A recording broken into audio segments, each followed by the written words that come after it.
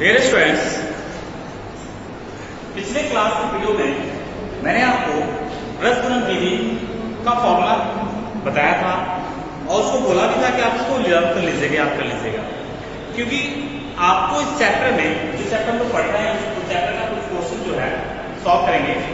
तो चैप्टर में ब्रश विधि से हल करने का तरीका बताया था कि उस सूत्र को पहले याद कर लीजिए और सूत्र बनाने का तरीका भी बताया था। अगर आपको ब्रश गुणन विधि का जो सूत्र है ठीक से अगर याद कर लिए होंगे तो आपको इस चैप्टर में जो लोग आज क्वेश्चंस पढ़ेंगे उसको समझने में हमें आसानी होगी। ठीक है सर, तो आज हम लोग को उस चैप्टर में जाने से पहले एक्सरसाइज जो ब्रश गुणन विधि है उस एक्सरसाइज को स्टार्ट करने से पहले उसमें कुछ क्वेश्चन दिया था। इसमें तीन चीज का जिक्र किया था। फर्स्ट क्वेश्चन में कहना था उसमें कि समीकरण दिए हैं रैखिक समीकरण में पूछ रहा है कि जो क्वेश्चन है रैखिक समीकरण में 1, 2, 3, 4 क्वेश्चन दिए हैं। इसमें से मैंने फर्स्ट और दूसरा या पहला दूसरा क्वेश्चन नोट किया, तीसरा चौथा क्वेश्चन नहीं किया। तो मैंने इसमें दो क्वेश्चन उठाया है ताकि आपको मैं समझा सकूं। उसमें ये क्वेश्चन में ये पूछ रहा है कि जो रैखिक समीकरण है वो अद्वितीय हल है या अनेक हल है या कोई हल नहीं है। अगर जो प्रश्न अद्वितीय हल होगा उसमें हम ब्रश गुणन विधि का सूत्र लगा के उसको हल करेंगे। अगर इसे छोड़ के अद्वितीय हल छोड़ के अनेक हल या कोई हल नहीं आता है इस मेथड से तो उसमें हम ब्रश गुणन विधि नहीं लगाएंगे। इसको ध्यान रखिएगा। मैं फिर से रिपीट कर देता हूँ क्या कहना था। पहले वाले प्रश्न में जो कह रहा है उस प्रश्न ये कह रहा है कि रैखिक समीकरण का जो प्रश्न दिया होगा उसमें जो सवाल अद्वितीय हल होगा तो अद्वितीय हल होगा तो फिर उसमें हम ब्रश गुणन विधि से लगा के उसको हल करेंगे उस समीकरण को। अगर जो सवाल या जो क्वेश्चन अनेक हल या अब कोई हल नहीं आता है उसमें ब्रश गुणन विधि नहीं लगाएंगे। तो पता कैसे चलेगा कि आपका ये ब्रश गुणन किसमें लगेगा और किसमें नहीं लगेगा। तो ध्यान देने की बात यह है कि जब हम क्वेश्चन को सॉल्व करेंगे तो हमने आपको चैप्टर स्टार्ट करने से पहले इससे पहले वाले चैप्टर में है मैंने आपको ये मैथड बताया था और पिछले वीडियो में भी मैंने इसमें चित्र किया हुआ। जैसे a1 अपॉन a2 का मान b1 अपॉन b2 यानी a1 a2 का जो मान होगा वो b1 b2 के मान के बराबर नहीं होगा तो उसको हम अद्वितीय हल कहते हैं। यानी इस तरह का जो क्वेश्चन होगा तो उसमें हम ब्रश गुणन विधि लगा के हल करेंगे।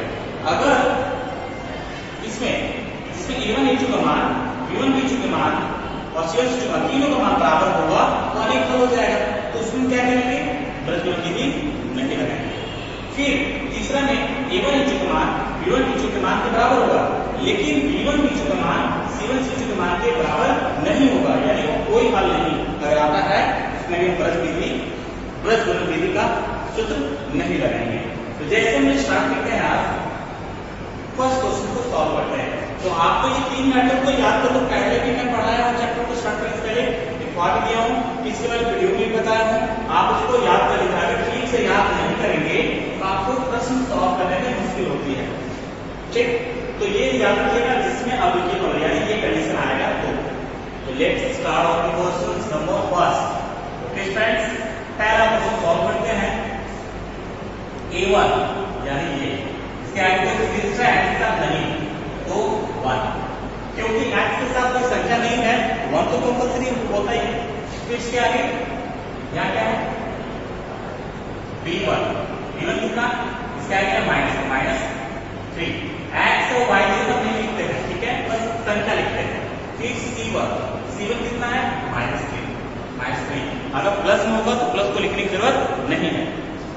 फिर नीचे वाले पहला समीकरण तो हो गया।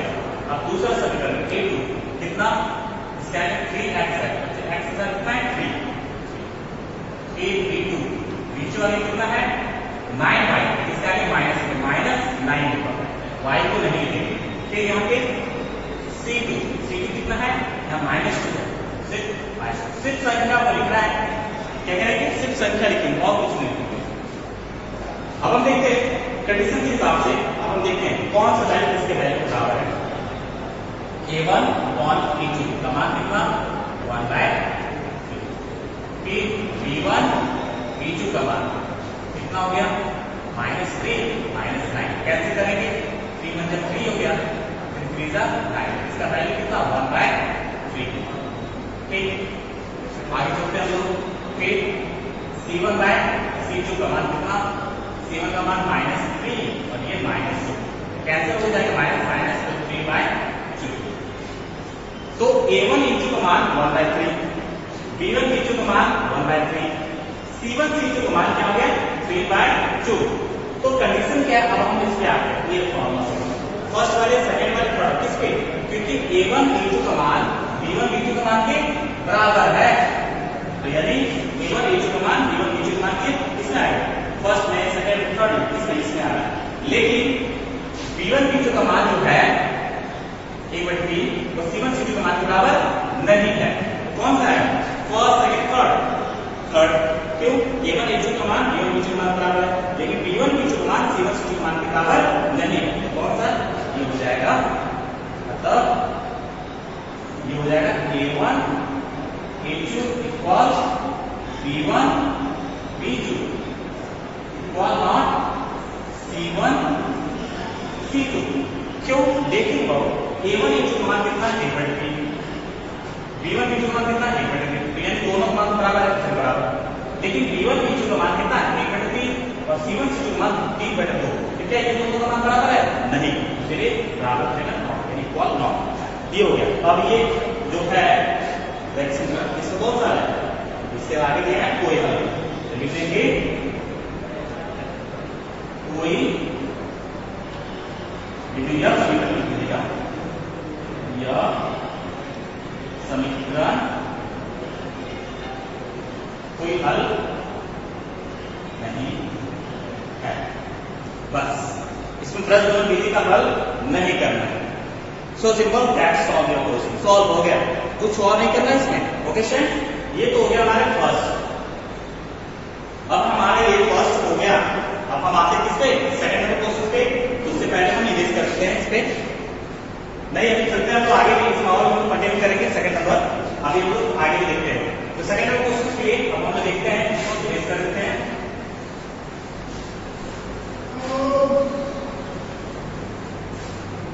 हम लोग और कंटिन्यू देखेंगे, ठीक है, सेकंड नंबर क्वेश्चन क्या क्या है। अब देखिए सेकंड नंबर क्वेश्चन क्या क्या है, तो यहाँ पे क्वेश्चन दिया है सेकंड नंबर, इसको सॉल्व कर लेंगे। तो पहले क्या करेंगे, ध्यान देने वाली बात है, 2x + y लिख दिए, क्योंकि इक्वल के बाद है तो इसको इधर कर देंगे -5 और इक्वल की जगह यहाँ पे क्या बचेगा 0। ये 3x हो गया प्लस 2y हो गया, ये लगाएगा -8 इक्वल 0, ठीक है। अब ध्यान देने बात ये है, ये जो 5 था ना, ये अपना घर छोड़ के बगल वाले यानी पड़ोसी के घर में आ गया, ठीक। आपने सुना होगा ना, शादी होने के बाद लड़कियों का रिश्ता बदल जाता है, मायके चली जाती है, मायके से ससुराल, वही हो रहा है मुझे ऐसे सपोज है, जस्ट जोकिंग। दूसरे ये जो 5 है ना, ये इधर है, इसके आगे कोई सिंबल है नहीं, तो यहाँ पे प्लस का सिंबल है, ये जब सिंबल इधर आएगा तो -5 होंगे, जैसे 8 है, इसके आगे भी कोई सिंबल नहीं है, तो ये कुछ नहीं, प्लस जब इधर आएगा तो ये -5, तो यहाँ क्या बचेगा, यहाँ क्या बचेगा, तो कुछ नहीं बचा, 0 0 का। ओके, अब हम लोग देखते हैं, तो यहाँ पे हम क्या करेंगे, अब A1 क्या लिखे, 2x, x के साथ क्या है 2, फिर B1 क्या लिखे, y के साथ कुछ है नहीं, 1, C1 क्या है, यहाँ क्या है -5, फिर A2 कितना 3x, यहाँ क्या 3, फिर B2 कितना लिखेंगे, यहाँ पे 2y, यहाँ 2, फिर C2 कितना -8। ओके, अब हम ध्यान देते हैं,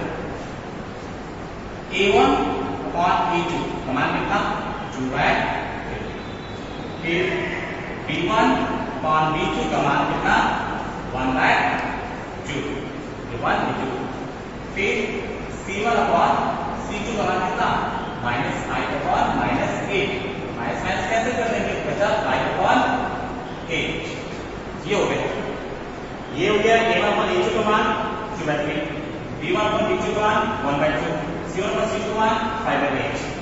क्या ये कंडीशन है, अब किस फॉर्मूला पे आता है, फर्स्ट सेकंड थर्ड, तो A1 A2 का मान B1 B2 के मान के बराबर है नहीं, तो यहाँ पे A1 अपॉन लिखेंगे, तब A1 upon A2 equal not B1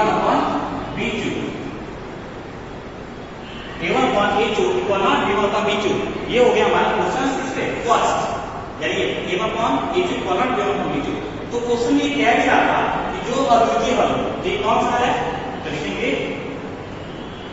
यह अद्वितीय हल है। तो क्वेश्चन में क्या कह रहा था, जो प्रश्न अद्वितीय हल होगा उसमें प्रश्न विधि लगाएंगे। तो यस, ये क्वेश्चन जो है अद्वितीय हल है, तो इसमें हमको प्रश्न विधि आगे लगाना होगा। क्यों? क्योंकि ये इस कंडीशन में आया, जो क्वेश्चन इस कंडीशन में आया अद्वितीय हल होगा उसमें प्रश्न विधि हमको लगाना है। तब हम लोग चलते हैं प्रश्न विधि को हम लोग पढ़ेंगे। तो हम चलते हैं आगे, अब इसका जरूरत नहीं है, इसे इरेज करते रहे।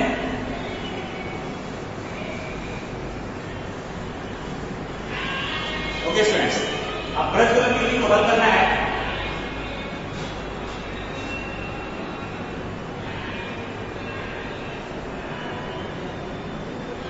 प्रश्न विधि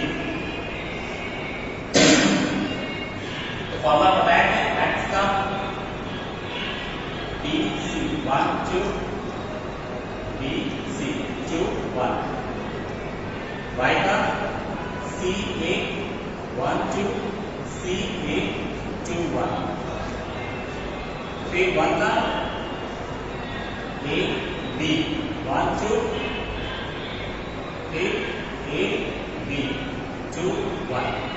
अब x का BC then 1 2 2 1, y का CA1 2 2 1, फिर AB1 2 माइनस AB का 2 1।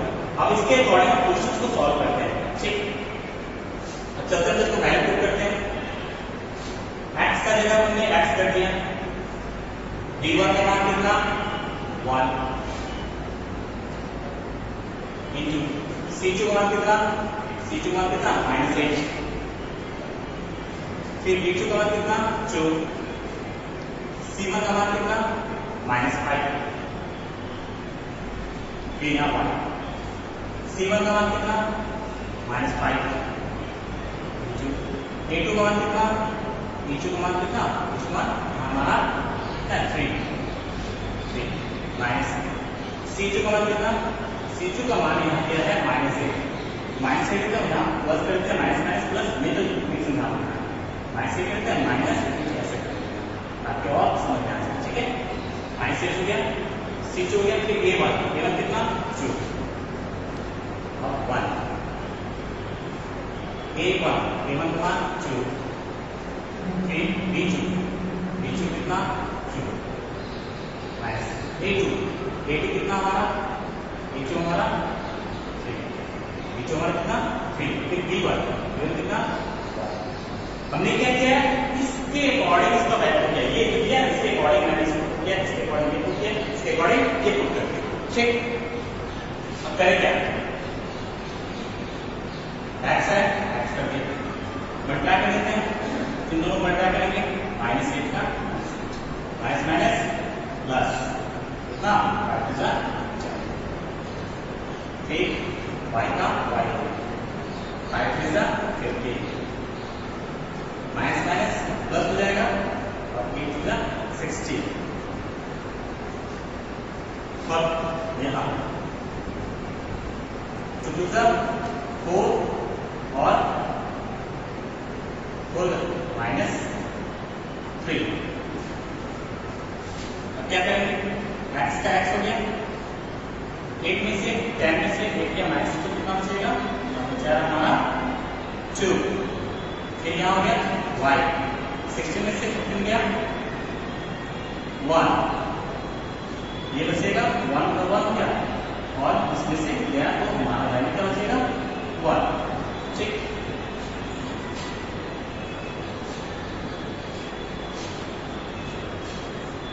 आगे देखते हैं। अब हम क्या करते हैं, x और 1 को वैल्यू के साथ लेते हैं, x by 2 इक्वल 1/1 ऐसे नहीं, फिर तथा y by 1 किया इक्वल 1/1। सॉल्व करेंगे, क्रॉस मल्टीप्लाई करते हैं, x into 1 का x हो गया